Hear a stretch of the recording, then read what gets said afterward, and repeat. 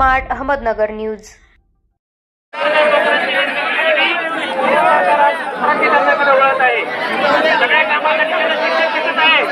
या ठिकाणी आपल्या या मोर्चाला संबोधित करण्यासाठी आणि आपल्याला पाठिंबा देण्यासाठी नगर दक्षिणचे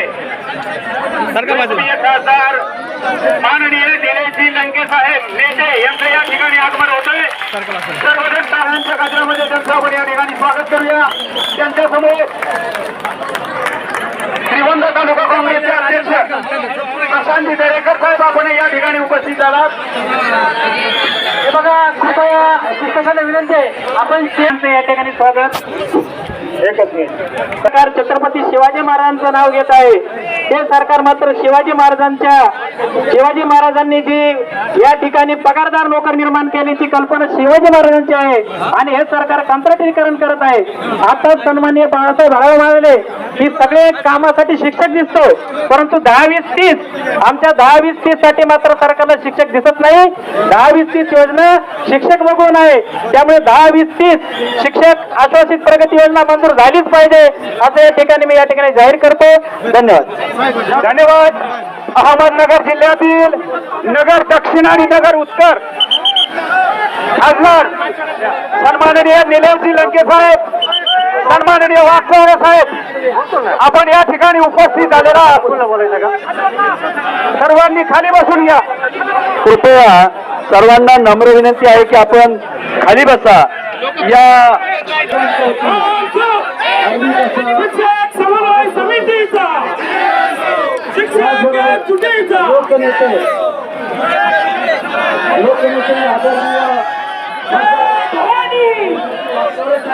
सर्वांनी खाली बसा। आपण शिक्षक आणि पुढच्या मंडळी कधी खाली थांबायचे। आदरणीय खासदार साहेबांचं मनपूर्वक सर्व शिक्षक संघटनांच्या वतीनं स्वागत या ठिकाणी करतो। खरं तर महाराष्ट्राच्या वाढीवरच्या कानाकोपऱ्यावर संपूर्ण महाराष्ट्रामध्ये जिल्हा परिषद हा मोर्चा आयोजित होत आहे।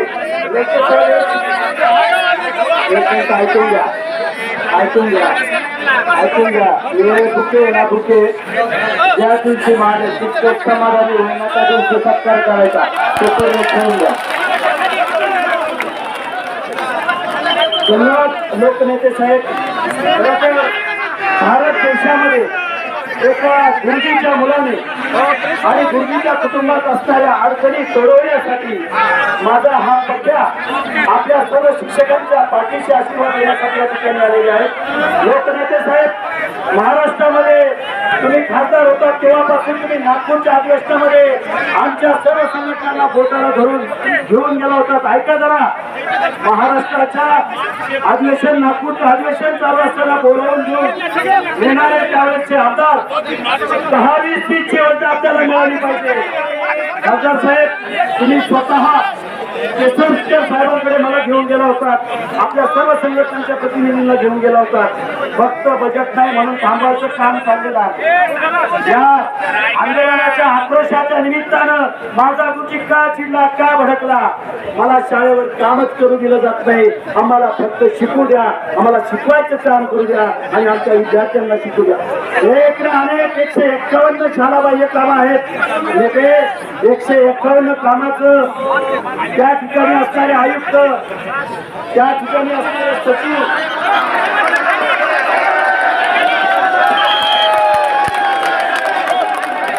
शिक्षण संचालक सर्वांनी खाली बसा। धन्यवाद सर्वांचे, सगळे खाली बसा। खाली बसा, आपण शिक्षकावर बसा। सर्व नाव द्यायची नका येऊन देऊ, मला सगळ्यांची नावं माहिती आहे। लोकनेते या ठिकाणी आपण शिस्त पाळूया। मला एकच मिनिटात माझं या ठिकाणी आवडतं घ्यायचं आहे।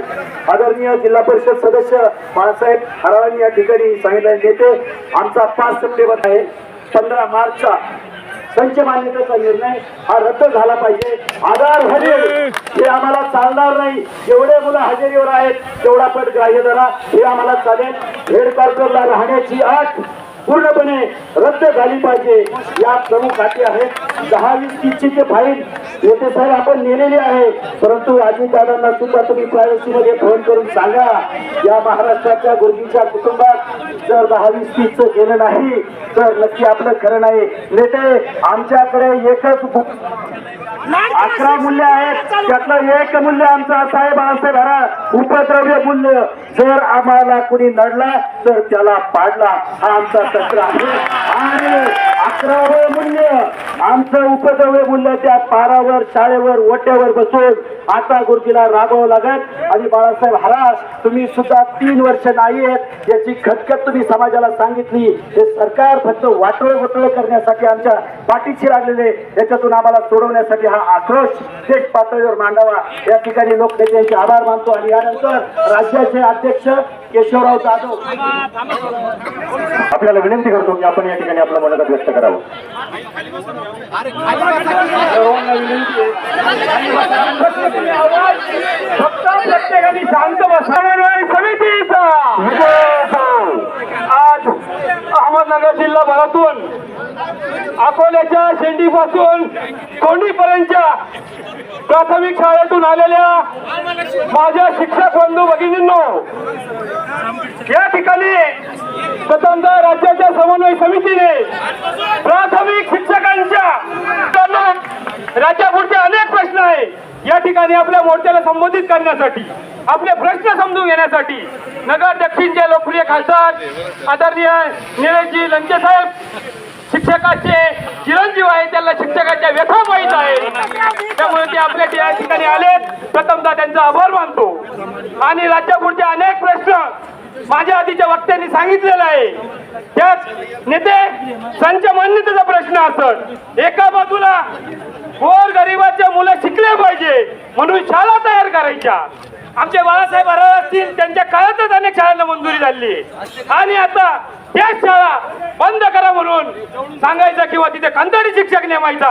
हे ऐकल्यानंतर असं म्हणावंसं वाटतंय लोकमान्य टिळकांसारखं सरकारचे डोके परंतु नेते जिल्ह्याच्या बाबतीतही मला काही गोष्टी बोलाव्याच्या वाटतात.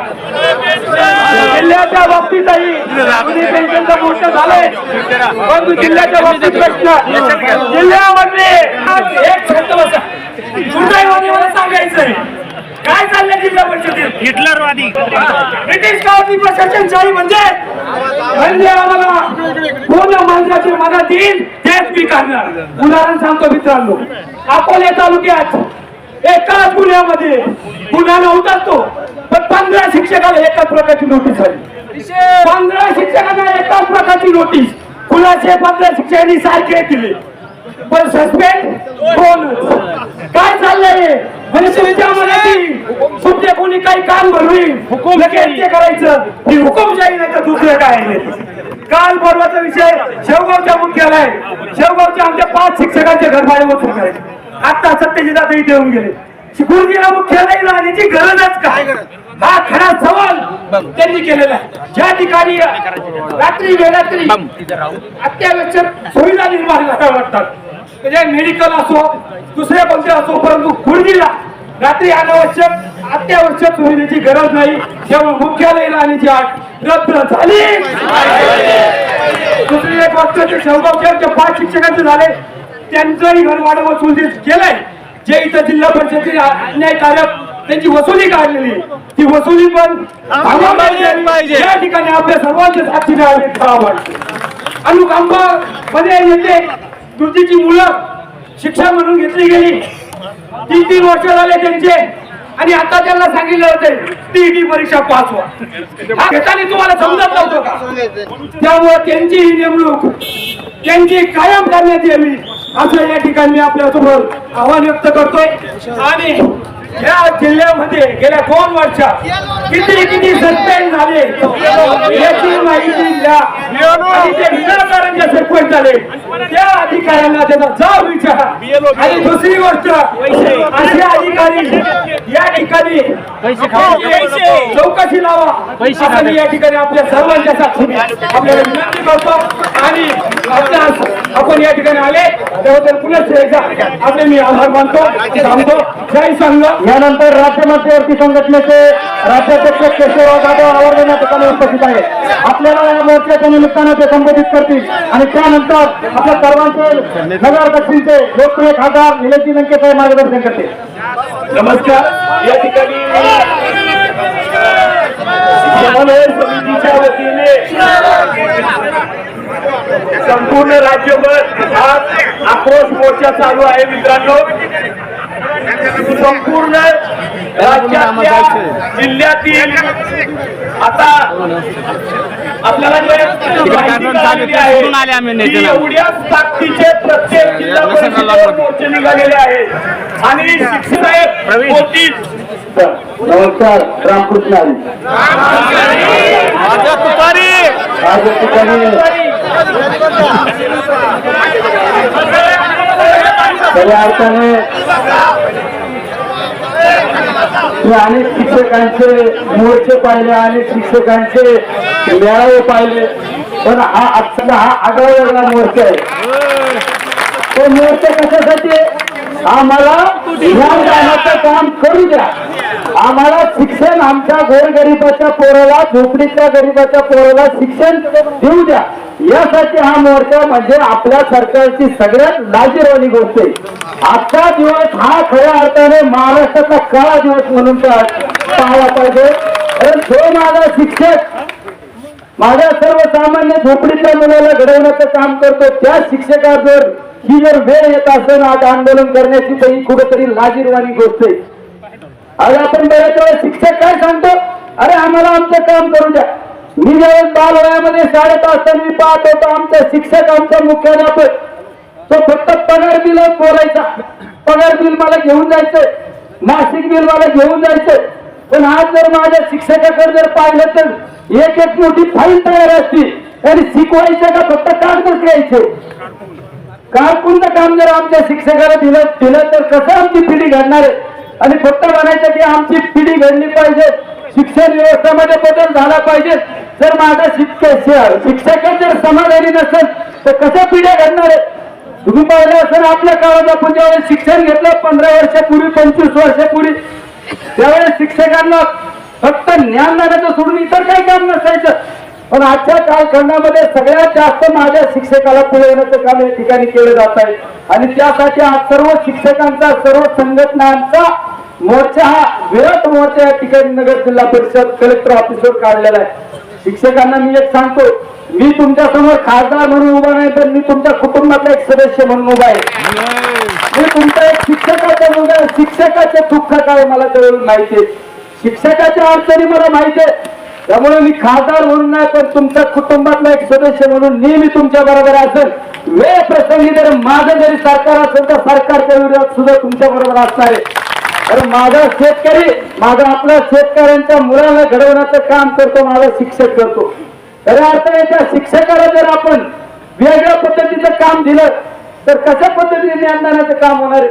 रामदास स्वामी एक काय म्हणायचे, रामदास स्वामी काय म्हणायचे, वाचावे दिसी वाचावे थोडं आणि दिसी लिहावे थोडं आणि वाचावे जास्त. पण आज काय सगळ्यात जास्त लिहावे जास्त आणि वाचावे कमी आणि शिकवावे कमी. ही जर परिस्थिती आणि आपल्या नगर जिल्हा परिषदच्या बाबत तर बोलायलाच नको. अरे हा शिक्षकांनी मध्ये माझी एक तारीख घेतली, मला सांगितलं आम्हाला मोर्चा काढायचा. म्हणलं मी येतो, कोण पक्ष तुम्हाला त्रास देतो ना, नाही त्याला कपडे काढून पाठवलं का नाम बदल देईल चालेल देणे. अरे आम्ही काय, आम्हाला राजकारण नाही करायचं शिक्षकांवर. माझ्या शिक्षकांना जर मी न्याय देऊ शकत नाही तर माझ्यासारख्या एखाद्या सर्वसामान्य शिक्षकाच्या मुलाचा खासदार म्हणून राहण्याचा अधिकार नाही. त्यासाठी आम्ही नेहमी कळकळीने तळमळीने तुमची बाजू मांडण्याचा प्रयत्न करतो. त्यावेळेस माझ्याकडे आमचे शिक्षक बापू साहेब आले, हे बाकी मंडळी आले, मला सांगितलं आम्हाला मोर्चा काढायचा. म्हणलं जरा